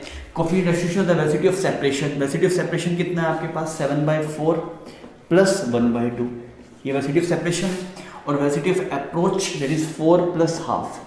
थोड़ा सोल्व करके देखते हैं, 4 एलसीएम ले लिया ऊपर, तो यहाँ पे बन गया 2, नीचे अगर आप देखेंगे तो ये बन जाएगा 9/2। क्लियर, ये वैल्यू यहाँ कुछ 2 आ गई, तो ई की वैल्यू कितनी आ गई, 9 डिवाइड बाई 2/9, इसने इसको उड़ा दिया, तो ई की वैल्यू हाफ आ रही है, ई की वैल्यू हाफ, ये बात सही बैठ रही है, तो बी ऑप्शन सही हो जाएगा। पीरियड ऑफ डिफॉर्मेशन, ये शानदार चीज़ है कि भी पीरियड ऑफ डिफॉर्मेशन हम कैसे निकालें। अब सोच के देखिए एक्चुअली होता क्या है, जैसे ये बोल्स है आपके पास में, ये एक बोल है दूसरी बोल है, तो ऐसे पास पास आते हैं, जैसे कोलिजन होता है तो ये डिफॉर्म होना शुरू होते हैं, और जब मैक्सिमम डिफॉर्मेशन होता है, इसके लिए आपको सेंटर ऑफ मास में जो कोलिजन है उसका बेसिक पता होना चाहिए, कोलिजन टाइम में होता क्या है। तो पहले जैसे 2 ब्लॉक्स मान लीजिए, उनके बीच में स्प्रिंग है, जैसे ही वो कोलाइड कर रहे हैं, कोलाइड करके उसके स्प्रिंग का कंप्रेशन बढ़ रहा है, एक टाइम है जब मैक्सिमम कंप्रेस हो जाते हैं, इसके बाद वापस खुलना हुआ शुरू होते हैं। तो जब आप बात करेंगे मैक्सिमम डिफॉर्मेशन की, जब आप बात कर रहे होंगे तब उस टाइम पे दोनों की जो वेलोसिटी होगी आपके पास में वो सेम हो जाएगी। एट मैक्सिमम डिफॉर्मेशन अगर आप बात करेंगे, एट मैक्सिमम डिफॉर्मेशन अगर हम देखेंगे तो ये दोनों सेम वेलोसिटी से मूव करेंगे वी नॉट से। अब वो वेलोसिटी हम निकाल लेते हैं मोमेंटम कंजर्वेशन से, तो हम क्या लिखेंगे, इनिशियल मोमेंटम था 20, यहाँ पे होगा -5 और ये टोटल मास बन गया 15 और एक किसी कांस्टेंट वेलोसिटी वी नॉट से मूव कर रहे हैं, तो वी नॉट की वैल्यू होगी 1 मीटर पर सेकेंड। तो उस टाइम पे जब आपके ऐसे मैक्सिमम डिफॉर्मेशन हो रहा होगा तो उस टाइम पे ये 1 मीटर पर सेकेंड की वेलोसिटी से मूव कर रहे थे, ठीक है। और अगर यार ये 1 मीटर पर सेकेंड की वेलोसिटी से मूव करे तो हमें टाइम चाहिए कि वो कौन से टाइम पे हो रहा है। यहाँ पे ये जो टाइम था वो कब है, बिकॉज अगर आप इस ग्राफ में देखें तो फोर्स बढ़ रहा है यहाँ मैक्सिमम, इसके बाद फिर फोर्स घटना शुरू होगा, तो यहाँ पे maximum deformation, this is maximum deformation. तो अगर इसकी पोजीशनिंग वगैरह मिल जाए तो हमारा काम हो सकता है। तो हमने क्या किया, इसके मोमेंटम में देखा, पहले इसका मोमेंटम था 20 और फाइनल जब मैक्सिमम डिफॉर्मेशन हो जाएगा इसका मोमेंटम बन जाएगा 5। अरे सही भाई, जब मैक्सिमम डिफॉर्मेशन हो जाता तो इसकी वेलोसिटी 1 हो जाती। तो उस वाले केस में जो इंपल्स मिल रहा होगा 15, तो मैंने बोला 15 इंपल्स चाहिए हमें, 15 न्यूटन इंपल्स चाहिए। तो 15 न्यूटन इंपल्स कब मिल सकता है आपको, वो हम थोड़ा चेक करके देख लेते हैं। तो अगर हम ये देखें, ये ऐसा कुछ केस बन रहा होगा उसमें, तो मैंने लिखा 1/2, मैक्सिमम डिफॉर्मेशन यहीं पे है, 1/2 बेस की वैल्यू कुछ t मान ली और हाइट की वैल्यू 150 मान ली और इसकी वैल्यू कितनी आनी चाहिए, 15 आनी चाहिए। तो अगर आप देखेंगे तो इसने इसको उड़ा दिया यहाँ पे t है, तो t की वैल्यू आ गई 1/5 दैट इज 0.2 सेकेंड। तो 0.2 सेकेंड में मैक्सिमम डिफॉर्मेशन है, तो ये बढ़िया बात है। ग्राफ से आपको ये बात पिक हो जाएगी कि इससे वाले पोजीशन के कोरस्पॉन्डिंग मैक्सिमम डिफॉर्मेशन मिल रहा है। फिर आप ये चेक करें, जब मैक्सिमम डिफॉर्मेशन होता है तब क्या हो रहा होता है, ये जब बिल्कुल दोनों के जो वेलोसिटी होती है दोनों ब्लॉक्स की वो सेम होती है। ऐसा होता है ये आते दो ब्लॉक्स आपके पास में आएंगे दोनों की वेलोसिटी ऑफ मतलब दोनों की रिलेटिव वेलोसिटी कुछ है, फिर जैसे डिफॉर्म होंगे दोनों की रिलेटिव वेलोसिटी 0 हो जाएगी, दोनों रुक नहीं जाएंगे, दोनों की रिलेटिव वेलोसिटी 0 हो जाएगी, दोनों की सेम वेलोसिटी से फिर वो मूव करना शुरू कर देंगे। तो उस वाले केस से कोरस्पॉन्डिंग वेलोसिटी निकाल ली, फिर वो इंपल्स वगैरह देखा। तो शानदार सवाल था ये, इसका जो एक ऑप्शन आपके पास में ए था वो बहुत बढ़िया था, ठीक है। तो ये सवाल है आपके पास और इसमें बोला गया 3 बॉल्स है ABC और ये initially A ball you speed से आपके पास में आ रही है। अब ए और बी में जो कोफिशिएंट ऑफ रेस्टिट्यूशन है वो है हाफ और बी और सी में जो कोफिशिएंट रेस्टिट्यूशन है इज 1/3। तब बोला गया कि आफ्टर कोलिजन के बाद में क्या क्या होना है, उन सब चीज़ों पे बात की गई है। तो आपको सबसे पहले तो हम देख लेते हैं कि ए और बी को अगर हम कोलाइड कराएंगे तो मान लेते हैं इसकी वेलोसिटी कुछ फाइनल v1 बन गई, इसकी फाइनल वेलोसिटी फाइनल कुछ v2 बन गई। ये ए है, ये कुछ बी है, लीनियर मोमेंटम कंजर्वेशन लगाएंगे तो हमने आइडेंटिटी करना है तीनों को। तो आप लिखेंगे mu is equal to mv1 plus mv2, इसने इसको मार दिया तो u की इक्वेशन बन गई v1 प्लस v2, पहली इक्वेशन ये आ गई। और एक आप e की इक्वेशन लिख लीजिए, वेलोसिटी ऑफ सेपरेशन आ गया v2 माइनस v1, अप्रोच आ गया आपके पास में u, तो एक बन गया v2 minus v1 is equal to u/2, ये इक्वेशन नंबर 2 बन गया। अब इन दोनों को सोल्व कर देते हैं। तो अगर आप इन दोनों सोल्व करेंगे तो एक तो है v1 plus v2 is equal to u और एक है minus v1 plus v2 is equal to u/2। Add किया तो ये उड़ गया यहाँ पे, तो यहाँ बन गया 2v2, यहाँ बन गया 3u/2, तो v2 की वैल्यू कितने की 3u/4, ये वेलोसिटी आ गई। कितना बन गया, इसकी स्पीड बन गई 3u/4 और इसके हिसाब से हम यहाँ पे भी चेक कर लेते हैं। तो 3u/4 आ गया आपके पास, तो v1 की वैल्यू कितनी आ जाएगी, v1 की वैल्यू आ जाएगी this will be minus 3u/4 minus u/2 is equal to v1। तो ये बच्चों आपके पास से बन जाएगा, कुछ मिस्टेक कर दिया, 3u/4 नहीं सॉरी 3u/4, तो ये बन जाएगा u/4। सही, ऐसी वैसे बन गई। अच्छा फिर देखते हैं फिर ये बी और सी कोलाइड करेगा। तो बी की वेलोसिटी है आपके पास में 3u/4 और ये रुका हुआ है आपके पास, ये बी है और ये सी है। अगेन मोमेंटम कंजर्वेशन किया, फाइनल वेलोसिटी इसी कुछ मान लेते हैं v3, आफ्टर कोलिजन इसी कुछ मान लेते हैं v4। तो आप क्या लिखेंगे, 3u/4 is equal to v3 plus v4 linear momentum conservation. और अगर आप कोफिशिएंट वाली इक्वेशन लिखें तो 1/3 आएगा, velocity of separation is v4 minus v3 और अप्रोच आ गया 3v/2, इस 3 ने इसको मार दिया तो यहाँ से बन गया v4 minus v3 is equal to u/2। ठीक है, अब इन दोनों को सॉल्व कर लेते हैं, दोनों को ऐड करेंगे तो बन जाएगा 2v4 is equal to 3u/4 था, सॉरी 6/4, बी की वेलोसिटी 3v/4 आएगा, यहाँ पे भी 3v/4 आएगा और यहाँ पे बन जाएगा बाई 4, ठीक है, तो ये बन गया u/4। अब देखते हैं, सही है, ठीक है। अब आप इन दोनों को ऐड कर लीजिए, 2y यहाँ पे बन गया आपके पास में u, तो vy की वैल्यू जो आपके पास में आ रही है v4 की वैल्यू, नहीं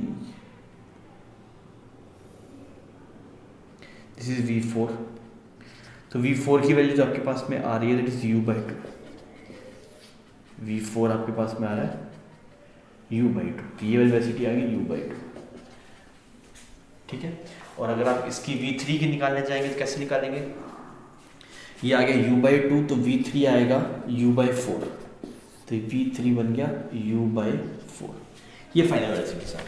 अब हम चेक करते हैं, बोला गया कि final velocity of a is u/4, a की फाइनल वेलोसिटी, तो a की फाइनल वेलोसिटी कितनी आई थी, यहाँ पे फाइनल वेलोसिटी v1 की वैल्यू कितनी निकल के आई है, हमारे पास v2 आ गया, तो v1 आ गया यहाँ पे, तो v1 की वैल्यू आपके पास में निकल के आ रही है u/4, तो v1 आ गया u/4, तो सही है कि इसकी जो फाइनल वेलोसिटी होगी वो u/4 होगी, ये u/4 हमने लिखी।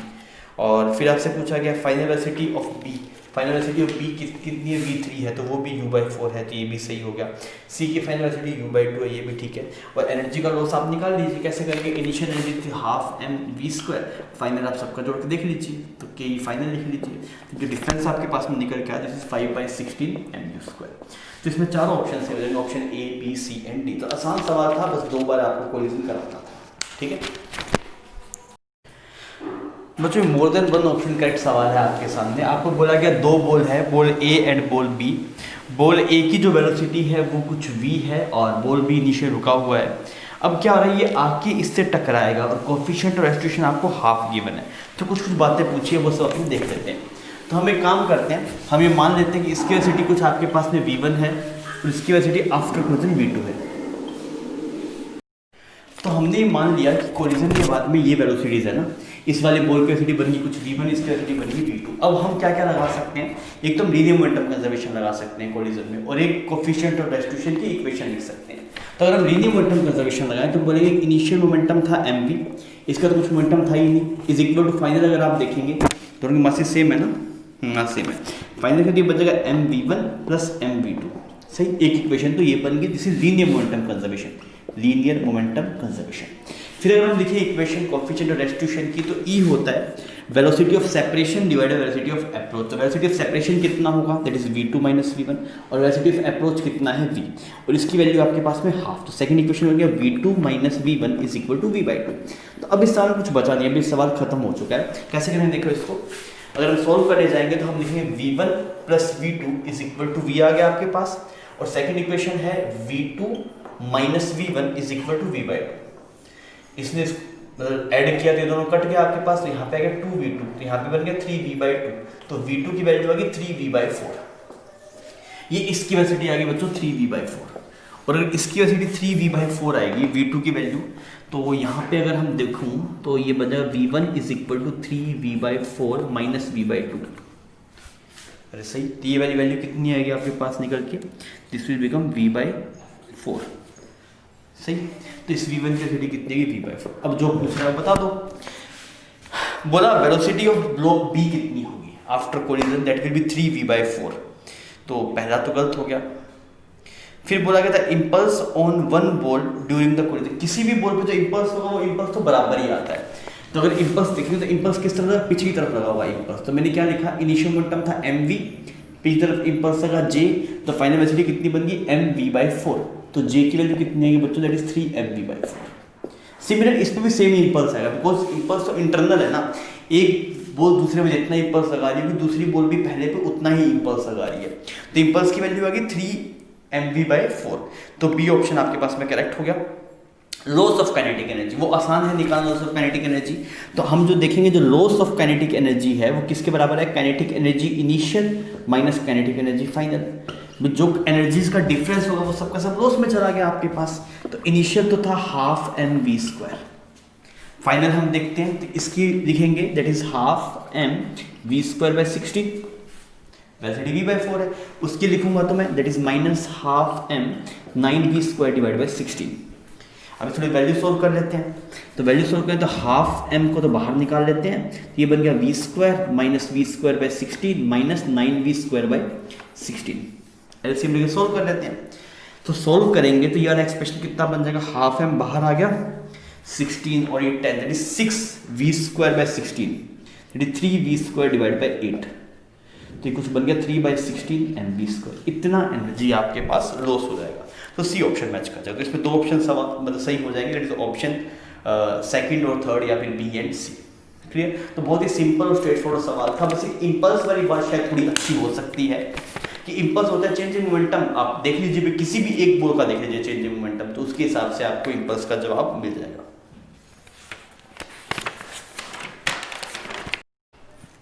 ये सवाल है आपके सामने और इसमें क्या बोला है, एक स्प्रिंग है, स्प्रिंग का स्प्रिंग कांस्टेंट गिवन है k is equal to 100 newton पर मीटर और ब्लॉक का मास गिवन है 1 kg। अब इसको स्मूथ सरफेस पे रखा गया और सब डाटा गिवन है। अब इसको क्या करते हैं हम, इस वाली पोजीशन से उठा के यहाँ पे ले आते हैं, तो ये इसके बाद छोड़ेंगे तो क्या करेगा, SHM करेगा आपके पास और SHM का एम्पलीट्यूड फिक्स हो जाएगा 0.1 मीटर। अब बोला क्या मैक्सिमम स्पीड कब आएगी, वो सब चीज़ों की बात करें। सबसे पहले मैंने बोला मैं इसका टाइम पीरियड निकाल देता हूँ, तो अगर मैं इसका टाइम पीरियड देखूंगा तो टाइम पीरियड आएगा t is equal to 2π/m/k, ये एक्सप्रेशन आता है टाइम पीरियड का। तो अगर हम यहाँ पर टाइम पीरियड चेक करेंगे तो ये बन जाएगा 2π और m की वैल्यू होगी 1 और k की वैल्यू है 100 आपके पास। तो टाइम पीरियड जो निकल के आ जाए 2π डिवाइड बाई 10, दिस इज π/5। तो π/5 सेकेंड टोटल टाइम पीरियड है और टोटल टाइम पीरियड में क्या होगा, ये ब्लॉक यहाँ से इधर जाएगा, मीन पोजीशन पे एक्वायर होगा, फिर इधर जाएगा, इधर जाके फिर वापस यहाँ पे आएगा। तो इस पूरे प्रोसेस में जो टाइम लग रहा है आपको दैट इज π/5 सेकेंड। अब इससे पहले बार बोला था मैक्सिमम स्पीड कब अटेंड करेगा, तो मैक्सिमम स्पीड अटेंड करता है मीन पोजीशन पे, जब मीन पोजीशन पे आएगा तब मैक्सिमम स्पीड होगी और उसमें टाइम कितना लगेगा, टोटल टाइम है t। तो इस क्वार्टर को यहाँ से यहाँ पे जाने में t/4, फिर यहाँ से यहाँ पे जाने में फिर t/4, फिर यहाँ से यहाँ पे जाने में t/4, यहाँ से यहाँ पे जाने में t/4। इस तरीके का सेटअप है टाइम का। तो आप अगर एक्सट्रीम से मीन पे जाएंगे पहली बात तो टाइम लगेगा t/4, कैपिटल t/4 और कैपिटल t है π/5, तो ये वैल्यू कितनी आ रही है, दैट इज π/20 सेकेंड। ये आपके पास इसका जवाब हो गया पहले वाले का। ठीक है, तो ये ऑप्शन तो करेक्ट हो रहा है हमारे पास। सेकंड में चलते हैं, the time taken to cover the first 0.10 meter. First 0.10 meter में पार्टिकल मीन पे आ जाएगा और एक्सट्रीम से मीन पे आने में हमें पता है कितना टाइम लग रहा है, दैट टाइम इज π/20 सेकेंड। तो वो वाली बात भी सही है यार, बी ऑप्शन भी सही होगा। सी बोल रहा है the time to cover first 0.05 meter, मतलब इसका हाफ।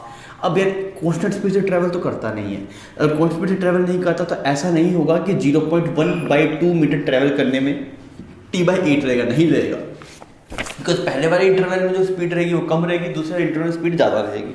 तो आप बोलेंगे मतलब फर्स्ट जो आपके पास में a/2 डिस्टेंस है वो ट्रैवल करने में t/2 टाइम नहीं लगेगा, बट t/8 टाइम नहीं लगेगा। तो सी ऑप्शन आपके पास में गलत हो गया।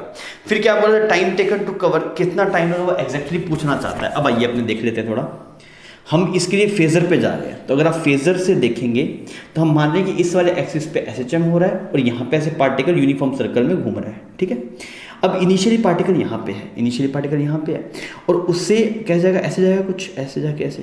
तो यहाँ पे कितना एंगल ट्रैवल करना है, थीटा एंगल ट्रैवल करना है, उससे कोरस्पॉन्डिंग जो ये डिस्टेंस बन जाए वो a/2 बन जाए। तो ये a है आपके पास, तो आप क्या बोलेंगे, a cos theta will be is equal to a/2। इस a ने a को मार दिया, थीटा की वैल्यू cos थीटा हाफ है, थीटा की वैल्यू कितनी आएगी, थीटा की वैल्यू π/3। अब आप क्या बोलेंगे, जो टाइम पीरियड टी कितना आ जाए, this is π/3 divide by omega, इतना टाइम लगेगा आपको। और आपको पता है कि दैट 2π/ω की वैल्यू कितनी सेकंड है, π/5। आप दोनों को डिवाइड मार दीजिए, बात बन जाएगा। तो मैंने लिखा time 5t divide by pi, इन दोनों डिवाइड मार रहा हूँ, is equal to this expression will become π/3 divide by 2π। इस पाई ने इसको मार दिया, तो टाइम की वैल्यू जो आ रही है आपके पास that is pi divide by 30 second, तो एग्जैक्टली ये वाला टाइम लगेगा। तो बच्चों 3 ऑप्शन मैच करके यहाँ पे ऑप्शन 1, 2 एंड 4। समझ में आ गई बात। तो सवाल आसान था, SHM का बेसिक क्लियर होगा तो बहुत आसानी से आप इस सवाल को कर सकते थे। ठीक है, अब आइए अगले सवाल पे चलते हैं। हाँ भाई, ये सवाल है आपके सामने और इसे बोला गया कि ये प्लेट है और इसका जो मास है वो 20 ग्राम है, 100 ग्राम है। इस प्लेट का जो मास है 100 ग्राम। साइड लेंथ की 24 सेंटीमीटर। ये एक एक्सिस के अबाउट रोटेट कर सकती है, एक एच के अबाउट इनिशियल एच पे है। अब क्या होता है, पार्टिकल आता है 100 ग्राम का, वो ऐसे आता है और आके इसके सेंटर पर टकराता है और मतलब इलास्टिकली ये कोलाइड करता है। ठीक है, तो आपसे एंगुलर वेलोसिटी पूछा गया कि कितना होगा एंगुलर वेलोसिटी, वो ही जानना चाह रहे हैं। तो हम क्या करते हैं, देखिए हम मान लेते हैं कुछ इम्पल्स की इक्वेशन लिख लेते हैं ना। हम मान लेते हैं कि इस पार्टिकल टकराने से इस पर कुछ जे इम्पल्स लग रहा है। तो अगर आप इस पार्टिकल के लिए लिखेंगे तो ये इसका m मास था, ये किस स्पीड से आ रहा था आपके पास, स्पीड गिवन है क्या इसकी 70 सेंटीमीटर पर सेकेंड, 70 सेंटीमीटर पर सेकेंड की स्पीड से ये आ रहा था। ठीक है, और इस पे कुछ इम्पल्स लगा देते हैं, कुछ जे इम्पल्स हमने लगा दिया। तो अब अगर आप देखेंगे तो आप क्या लिखेंगे, final equation that is 70 centimetre है तो इसको मीटर में कन्वर्ट कर दिया, ये m हो गया, minus J is equal to minus M B, ये इसकी फाइनल वेलोसिटी आ गई। ठीक है, एक इक्वेशन ये बन गया। सेकंड इक्वेशन अगर आप देखेंगे, यही जे इम्पल्स आप यहाँ पे इसके ऊपर लगाएंगे इस स्क्वायर प्लेट पे, तो आप लिखेंगे जे मल्टीप्लाई ए बाई 2, ये एंगुलर इम्पल्स मिलेगा, that will be I multiply omega. I कितना हो जाएगा आपके पास, that is M A square by 3 multiply omega. ये सेकंड इक्वेशन मिल गया आपको। ठीक है, तो हम जे को यहाँ से एलिमिनेट करके यहाँ पे पुट कर सकते हैं, कर दें क्या, इस a बाई 2 को यहाँ से उड़ा दिया आपने, तो जे की वैल्यू आपके पास में आ जाएगी 2ma बाई 3 ओमेगा। जे की वैल्यू आ गई 2/3 ma ओमेगा। ये वैल्यू यहाँ पे उठा के रख देते हैं, तो ये आ गया आपके पास में। आप चाहे तो आप डायरेक्टली एंगुलर मोमेंटम कंजर्वेशन में लगा सकते हैं, मैंने बेसिक से करके दिखाया। चाहे तो आप एंगुलर मोमेंटम कंजर्वेशन करते, उससे ही बात बन जाती। अब ये एक्सप्रेशन बन गया आपके पास में, इस एक्सप्रेशन को हम यहाँ पे पुट कर देते हैं, तो ये वाली वैल्यू बन जाएगी 70/100 m। जे की वैल्यू मैंने यहाँ पे लिख दी 2ma omega divide by 3 is equal to mv। ऐसी इक्वेशन होगी। अब ये m यहाँ से उड़ा दिया गया, तो एक्सप्रेशन आपके पास बन रहा है 7/10 minus 2/3 a omega is equal to v। अब एक और इक्वेशन लिख सकते हैं हम, वो ई की इक्वेशन लिख सकते हैं, वेलोसिटी ऑफ सेपरेशन और वेलोसिटी ऑफ अप्रोच की। इलास्टिक कोलिजन तो ई की वैल्यू 1 हो जाएगी, तो वेलोसिटी ऑफ सेपरेशन देखते हैं कितना होगा। तो ये जो मूव कर रहा होगा आपके पास में, ये जो पार्टिकल, ये जो उसका सेंट्रम ऑफ मास मूव कर रहा होगा इस प्लेट का, वो कर रहा होगा ओमेगा ए बाई 2 से, ओमेगा ए बाई 2 से उस तरफ जा रहा होगा आपके पास। और हम मान लें कि पार्टिकल इसी तरफ कंटिन्यूस मूव कर रहा है, तो इसकी वेलोसिटी हमने कुछ माइनस वी मान ली पार्टिकल की, और divide by velocity of approach तो गिवन था आपको, दैट इज 70 डिवाइड बाय 100। अब इसकी वैल्यू है 1, तो एक और एक्सप्रेशन बन गया omega A by 2 minus v is equal to 70/100। तो ये एक इक्वेशन तो ये बन गई फाइनली, और एक इक्वेशन ये बन गई। इन दोनों को सोल्व करें तो हमारी बात बन जाएगी। अब चाहिए क्या वो देखते हैं। एंगुलर वेलोसिटी पूछना चाह रहा है, तो एंगुलर वेलोसिटी अगर ये पूछना चाह रहा है तो हम एक काम करते हैं, इसको इधर जोड़ देते हैं, तो ये बन जाएगा 2/3 a omega plus v is equal to 7/10। ऐसा एक्सप्रेशन मिल रहा है, इसने इसको उड़ा दिया। अब इसको थोड़ा सोल्व करके देखते हैं ये वैल्यू कितनी आ रही है आपके पास। तो ये बन जाएगा 2/3 प्लस 1/2, 6 LCM आ जाएगा। यहाँ पे बन गया 4 और यहाँ बन गया 3, that is 7/6। This become 7/6 a omega is equal to 7/5। इस 7 ने इसको उड़ा दिया, तो ओमेगा की वैल्यू आ रही है 6/5a, 6/5a। वैल्यू पुट कर दो जो भी गिवन है आपको। ए की वैल्यू 24 सेंटीमीटर, तो 24 ऊपर 100 कर दिया, तो ये 4 आ गया। अच्छा, और यहाँ पे 5 आ गया, तो ओमेगा की वैल्यू कितनी आ गई फाइनली, 5 आ गई, 5 रेडियन पर सेकेंड। तो जवाब हो जाएगा 5। तो सवाल बेसिक सवाल था, और पर कई बार ये रोटेशन का है तो लोग इसे पजल रहते हैं।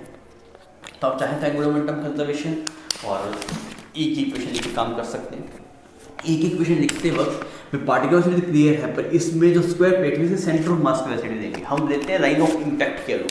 तो लाइन ऑफ इम्पैक्ट क्या है, ये है। तो इस वाली लाइन में जैसे ही इस पे इम्पैक्ट करेगा, तो जो स्क्वायर प्लेट है इसके सेंटर की वेलोसिटी हम कंसीडर करेंगे। तो इसका जवाब मिल जाएगा आपको 5 इसका कैलकुलेट हो जाएगा। ठीक है,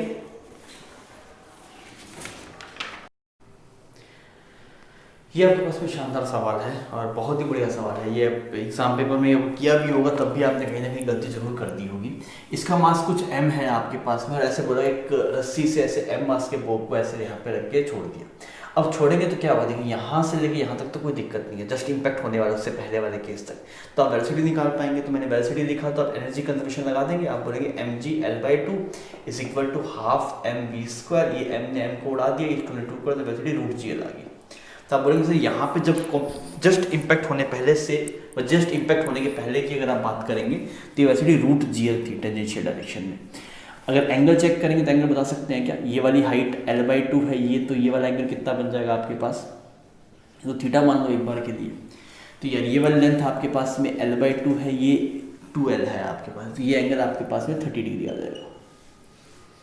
इतनी बात सही है, ठीक।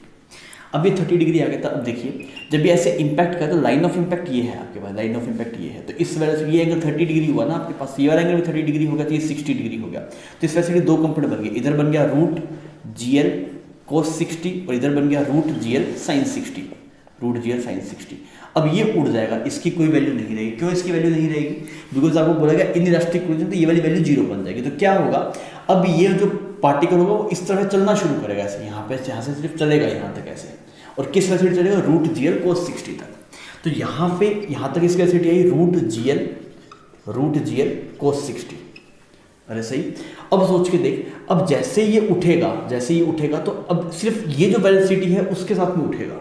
बहुत बढ़िया बात है ये कि अगर आप यहाँ पे देख रहे हैं तो ये वाला एंगल आपके पास में इधर कितना था, ये दिस इज 30 ना, तो अगेन दिस इज 30। अब वेलोसिटी पार्टिकल इस तरफ है, पर इस पार्टिकल की वेलोसिटी दो कंपोनेंट बनेगी, एक ये वाला और एक ये वाला।